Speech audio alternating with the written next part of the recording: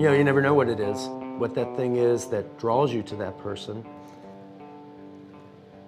But you just let it happen, you know, and it seems odd, but you know, it's almost like going out there and letting yourself fall in love a little bit every day, letting yourself be seduced a little bit every day.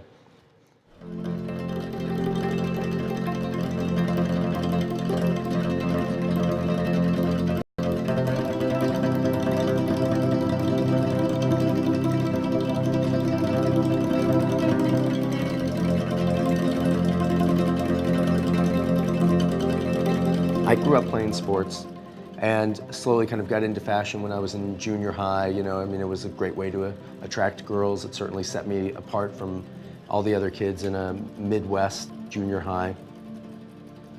Growing up looking at magazines from 7th grade until, you know, now, without specifically trying to, I think you just pick up a visual dialogue, a visual understanding, and so it wasn't really the technical aspect of photography, but how it communicated to me, how it created certain curiosities to a kid in the Midwest who would look at Vogue or look at GQ and think, wow, that is really a different world.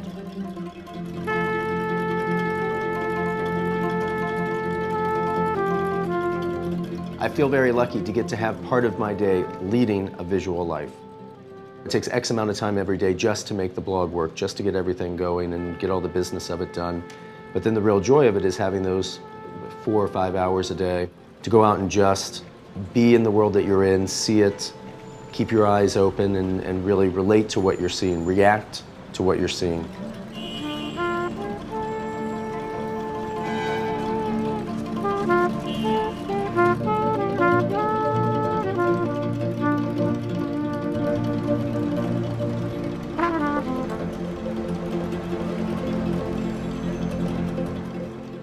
The fact of the matter is, you know, I didn't grow up dreaming to be a photographer. I didn't assist for anybody. I just kind of started doing it. So for me, it's so instinctual the way I shoot. The way I do it is just the way I do it. Excuse me, sorry. Do you mind if I just do a fast photograph? Are you just standing just like that? What's it for? I do a site called the Sartorialist. Oh. Good, good, good, good.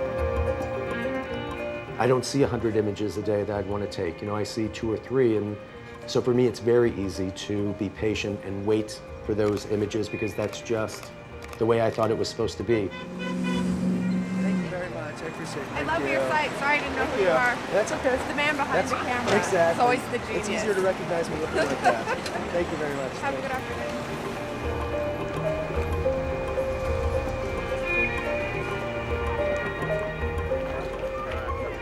My lack of knowledge in the beginning really helped and really just made me refine what little I knew to make it work. And you know, I think if you ask any other person that does a creative thing, you know, they probably go to school and learn all these different things, and then as they get better, it just narrows and narrows.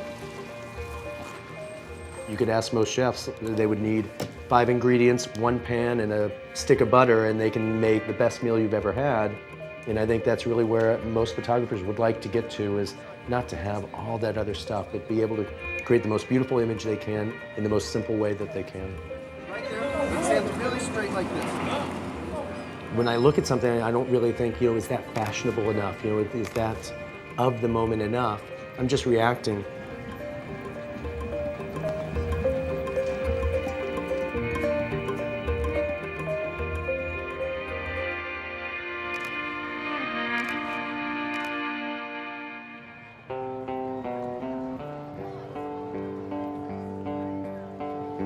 In the turn of the century, there was a photographer named Lartigue who went out and shot on the street and kind of were documenting people of their time. And today, to us, a lot of those photographs seem so romantic. You know, we look at the old Lartigue photographs and we think, oh, everyone was so beautifully dressed. But if you went and asked somebody in 1910 and showed them that photograph, someone that had a real fashion point of view, and said, you know, how is this woman dressed? She might say great, or she might say horrible. She might say that's so 1905. But we've really lost that thread. We can't really differentiate between what looks right for that moment.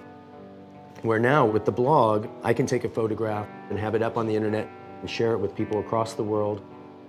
people of this moment can comment on how they feel that looks, how that fits in, if it's of the moment. I think will look very interesting 100 years from now.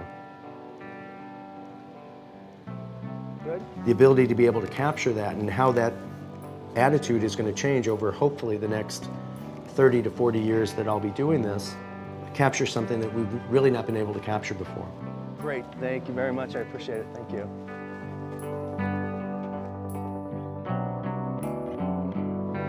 You know, because the internet is the world shrinking, are we all becoming too homogenized? Milan hasn't changed, Paris hasn't changed, New York hasn't changed. So I don't think it's really homogenized anything, but I do think it's given us what I like to call a digital park bench. So many people you meet say, oh, I love to just go people watch, just go sit in the park and watch people. And before you were really limited to the people you could see right there in front of you at your park. Now you can go on the internet and look at a blog like mine or other blogs that are based somewhere else. Really, the whole world's open to you now.